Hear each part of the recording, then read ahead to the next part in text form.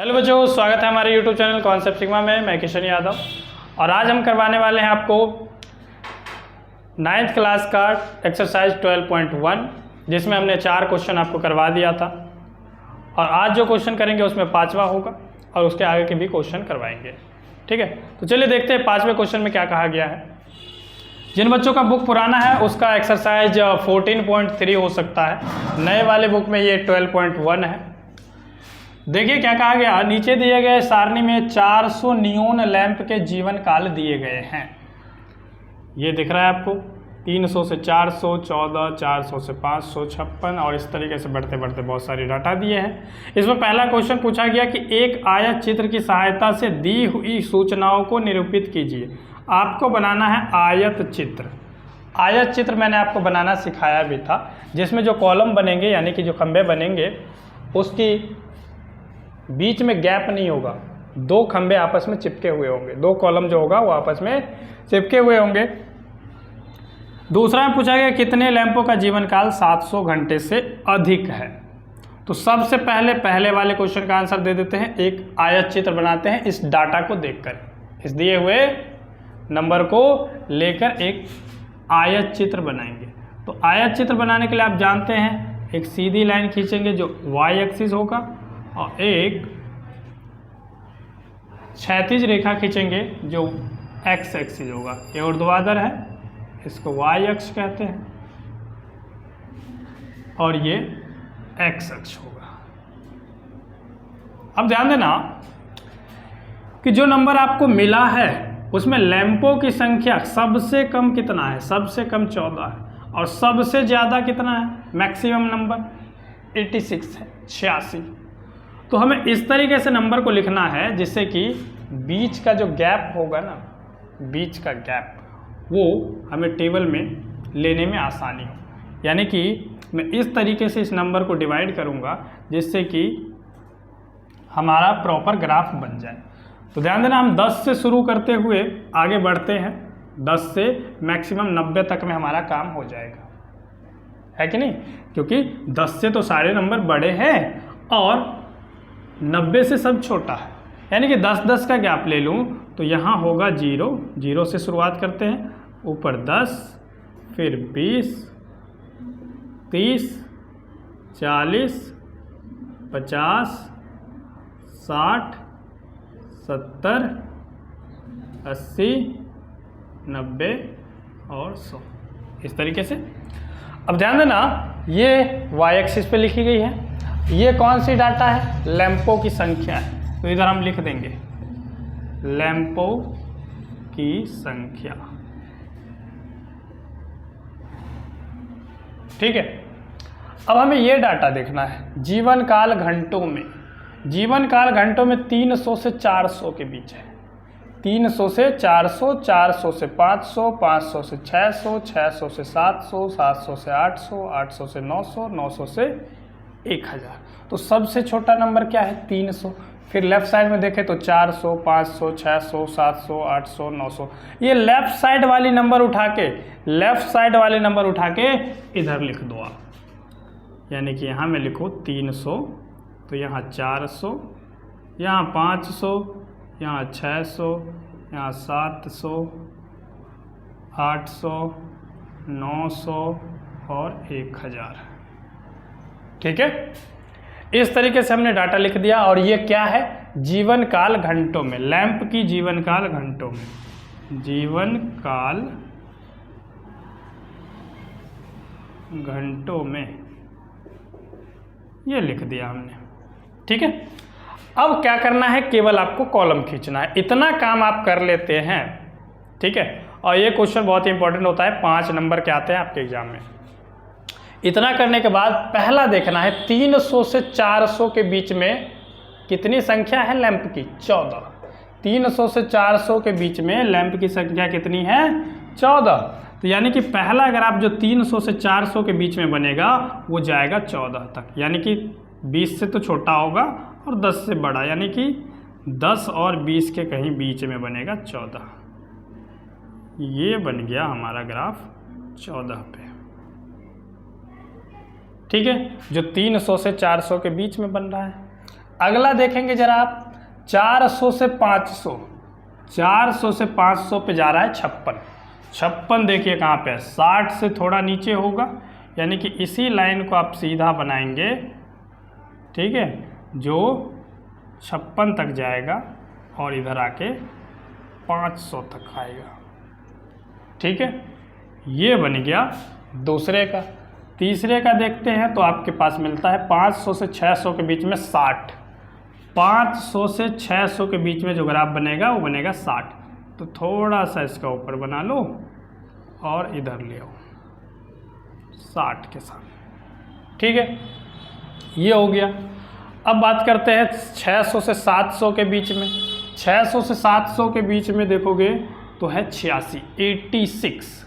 86 कहाँ जाएगा? 86 लगभग 90 के पास होगा। 86 ये हो गया। अब 700 से 800 के बीच में 74 है, 74, 70 और 80 के थोड़ा सा बीच में आएगा, यानी कि देखा जाए तो यहाँ से 700 से 800 के बीच में। अब 800 से 900 के बीच में है 62। 800 से 900 के बीच में 62, यानी कि 60 से थोड़ा ऊपर। 60 से थोड़ा ऊपर बात किया जाए तो ये हम आपका 60 है, तो इससे थोड़ा ऊपर हो जाएगा 62, यानी कि यहाँ। ठीक है, अगला 900 से 1000 के बीच में 48 है। 48 50 से थोड़ा नीचे होगा, तो 50 के सीधे सामने जाइए और यहाँ से इसको खींच दीजिए। ये हो गया 900 से 1000 के बीच में। तो ये आपने आयत चित्र खींच दिया। आयत चित्र देखा कि आपने खंबे की जो बनाया है, ये जो कॉलम बनाया आपने, ये आपस में चिपके हुए हैं। और जब आपस में चिपके हुए हैं तो इसे कहते हैं आयत चित्र। क्या कहते हैं? आयत चित्र। अब ये आयत चित्र आपने बना के दिखा दिया। पहला क्वेश्चन यहाँ हो जाता है पहले पार्ट का कंप्लीट। लेकिन दूसरा आपसे पूछा गया कि कितने लैंपों का जीवन काल 700 घंटे से अधिक है। पहले में तो आयत चित्र बनाने के लिए कहा, जो आपने बना दिया। दूसरे में कह रहा है कि कितने लैंप ऐसे हैं जिसका जीवन काल 700 घंटे से अधिक है। 700 घंटे की बात करें, 700 से अधिक, तो यहाँ तक तो 700 है, यहाँ तक 700 है। इसके नीचे आ जाता है 700 से 800, 800 से 900, 900 से 10 से। तो ये ऊपर 700 से कम वाले हैं, 700 तक या 700 से कम वाले। और उससे नीचे जो 3 कॉलम दिख रहा है ये आपको, ये तीनों 700 से अधिक है, यानी कि इन तीनों को जोड़ दो तो दूसरे पार्ट का आंसर हो जाएगा। तो पहले वाले का आंसर तो ये है, पहले पार्ट का आंसर है ये, और दूसरे का आंसर अभी दे देते हैं। तीनों संख्या को जोड़ दो कि तीनों 700 से 800 74, 800 से 900 62 और 900 से 1000 48। इन सारे लैंपों की जो जीवन काल है ना, वो 700 घंटे से अधिक है। तो यानी कि 74 प्लस में 62 और प्लस में 48 जोड़ दो, कितने आ जाते हैं?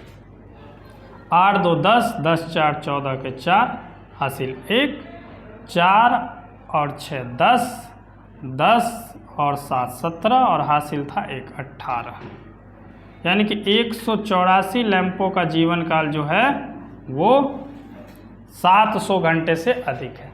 तो इस तरीके से 5वां क्वेश्चन हो जाता है कंप्लीट। चलिए बढ़ते हैं नेक्स्ट क्वेश्चन पे। देखिए नेक्स्ट क्वेश्चन है क्वेश्चन नंबर 6, जिसमें कहा गया नीचे दी गई सारणी में प्राप्त किए गए अंकों के अनुसार 2 सेक्शनों की विद्यार्थी का बंटन दिया गया है। 2 बराबर बहुभुज की सहायता से 2 बराबर बहुभुज खींचना है इस बार की सहायता से एक आलेख पर दोनों सेक्शनों के विद्यार्थी के प्राप्तांक निरूपित कीजिए। दोनों बहुभुज का अध्ययन करके दोनों सेक्शनों के निष्पाद की तुलना कीजिए, यानी कि निष्कर्ष क्या निकलता है उसकी तुलना कीजिए। सबसे पहले कि ये जो ग्राफ दे रखा है इसमें आपको खींचना है बहुभुज। ये टेबल का क्या खींचना है? बहुभुज खींचना है ग्राफ पे। ये तो टेबल दे रखा है और ये डाटा है। इस डाटा को आप ग्राफ के रूप में दिखाएंगे जिसमें बहुभुज खींच के दिखाएंगे। अब बहुभुज कैसा होता है वो मैं आपको अभी बताता हूँ। उससे पहले हम जान लेते हैं कि ये जो अंक दिया है 0 से 10, इसकी बारंबारता है 3, 10 से 20 ये 9 है, 20 से 30 17 है, और 30 से 40 12 है, 40 से 50 9 है। बारंबारता यानी कि ये संख्या इतनी बार आ रही है, इतनी बार आ रही है। 20 से 30 वाली 17 बार, 30 से 40 वाली 12 बार। तो हमें इसका एक बीच का वैल्यू निकालना पड़ेगा बहुभुज खींचने के लिए। आयत क्षेत्र में तो हम ऐसा नहीं करते थे, बाएं तरफ वाला लिख देते थे और कॉलम बना देते थे, खंभा बना देते थे। लेकिन जब बहुभुज खींचने के लिए कह दिया जाए तो आप इसमें वर्ग चिन्ह निकालेंगे। एक कॉलम हमने बीच में डाल दिया। आप इस टेबल को अलग से बना सकते हैं क्योंकि आपके बुक में क्वेश्चन दिया होगा जिसमें ये टेबल बना होगा और इसमें खाली जगह नहीं दिया होगा। तो आप एक नया टेबल बनाएंगे जिसमें बीच में डालेंगे वर्ग चिन्ह। वर्ग चिन्ह क्या होता है? वर्ग चिन्ह का मतलब क्या है कि इन दोनों को जोड़िए और 200 डिवाइड कीजिए, यानी कि निम्न सीमा प्लस उच्च सीमा बटे में 2। निम्न सीमा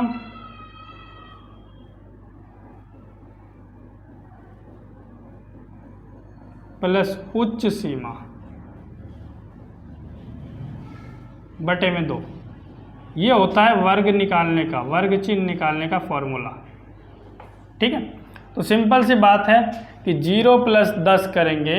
0 निम्न सीमा है और बड़ी सीमा 10 है, तो 0 प्लस 10 करेंगे बटे में 2, यानी कि 10 बटे 2 जो आएगा वो आ जाएगा 5। और यही फॉर्मूला सब में लगता जाएगा।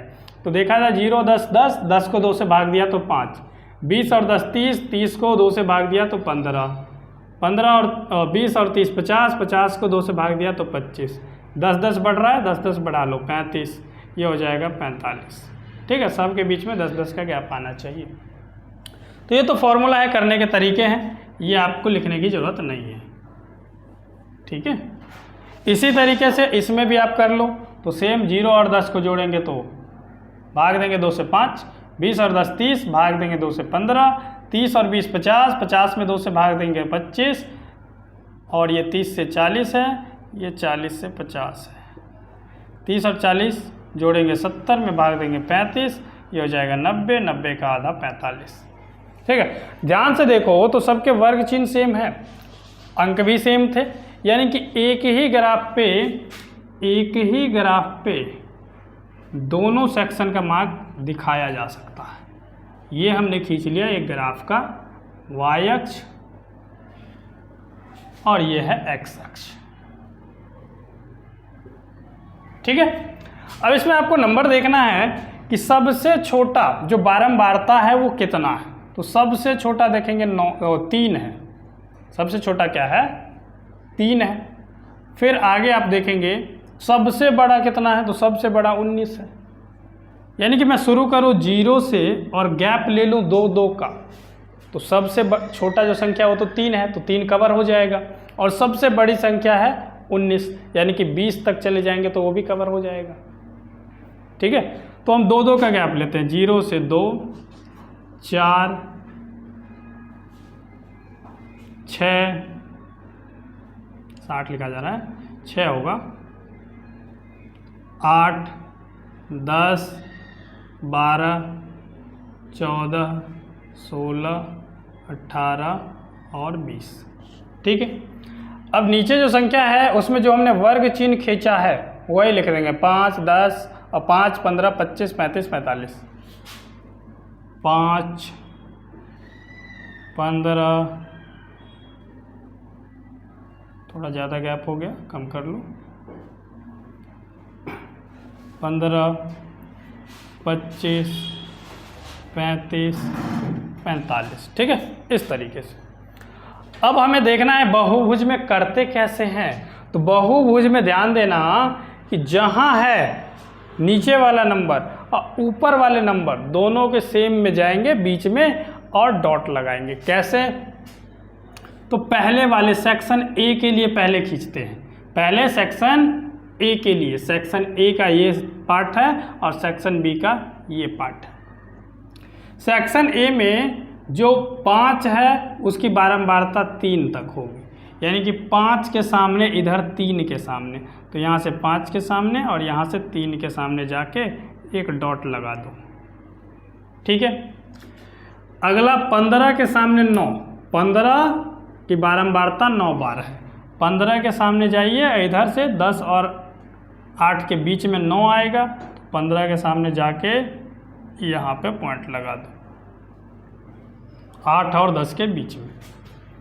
इसके बाद 25 के सामने 17 पे डॉट लगाना है।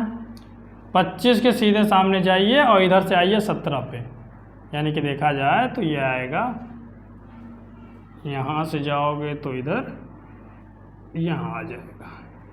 ठीक है। आप स्केल से बिल्कुल नाप नाप के करेंगे, एक भी पॉइंट ऊपर नीचे नहीं होना चाहिए। अब इसी तरीके से 35 के सामने जब जाएंगे तो 12 पे जाएंगे। 35 के सामने ये रहा और 12 ये रहा, 35 और इसके सीधे सामने 12। ठीक है, ये हो गया 12,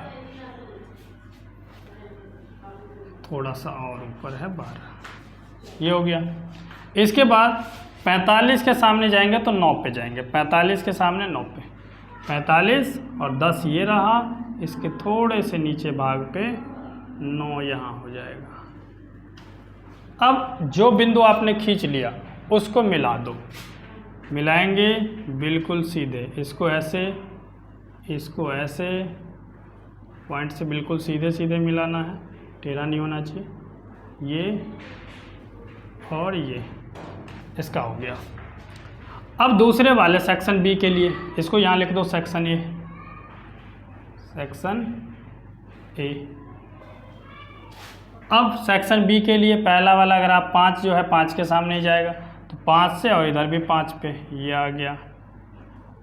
15 जो 19 के सामने जाएगा, 15 से यहाँ सीधे शुरुआत करो और 19 पे पहुँच जाओ यहाँ पे। ठीक है। 25 जो है वो 15 के सामने, 25 जाएगा किसके सामने, 15 के, तो 25 के सीधे सामने चलिए और यहाँ से 15 पे चलिए, यानी कि लगभग यहाँ पे आ जाएगा। ठीक है। इसके बाद 35 जो है 10 के सामने, 35 लो और यहाँ से 10 ले लो, यहाँ आ जाएगा। इसके बाद 45 1 के सामने, तो 45 तो 1 तो बेटा 2 से नीचे आएगा, जो कि यहाँ आ जाएगा। ठीक है। अब इन सारे बिंदु को मिला लो, यहाँ से गया सबसे ऊपर यहाँ, फिर आया ऐसे, फिर यहाँ से नीचे, फिर यहाँ से इधर, तो ये बन गया सेक्शन बी के लिए। ठीक है। सेक्शन ए और सेक्शन बी के लिए आपने बहुभुज खींच दिया, इसका नाम क्या है, बहुभुज। अब जरा ध्यान देना कि ये जो संख्याएं थी, ये जो था, ये था बारंबारता या फिर अंक, ये था बारंबारता। ठीक है। कैसे, क्योंकि ये नंबर हमने ऊपर लिया है ना, और ये बारंबारता है। ठीक है। और ये हमने अंक वाले नंबर नीचे लिए हैं, जो कि वर्ग चिन्ह के रूप में था, तो ये अंक है। ठीक है। इस तरीके से इसके यहाँ तक का पार्ट तो क्लियर हो जाता है, जिसमें बहुभुज पूछा था। आगे इसने कहा कि दोनों सेक्शनों की तुलना कीजिए, निष्पाद क्या निकल के आता है। ठीक है। तो आप जरा ध्यान से देखेंगे, सेक्शन बी में कुछ विद्यार्थी जो है उसकी मार्क्स ज़्यादा है, एक ही विद्यार्थी का मार्क्स ज़्यादा है, और सेक्शन ए वाले में ज़्यादातर विद्यार्थी जो है वो 8 या 10 से ऊपर नंबर लेके आए हैं। ठीक है। तो यहाँ आप लिखेंगे सेक्शन ए का प्रदर्शन सेक्शन बी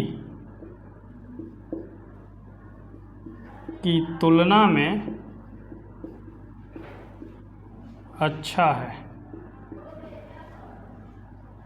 ठीक है।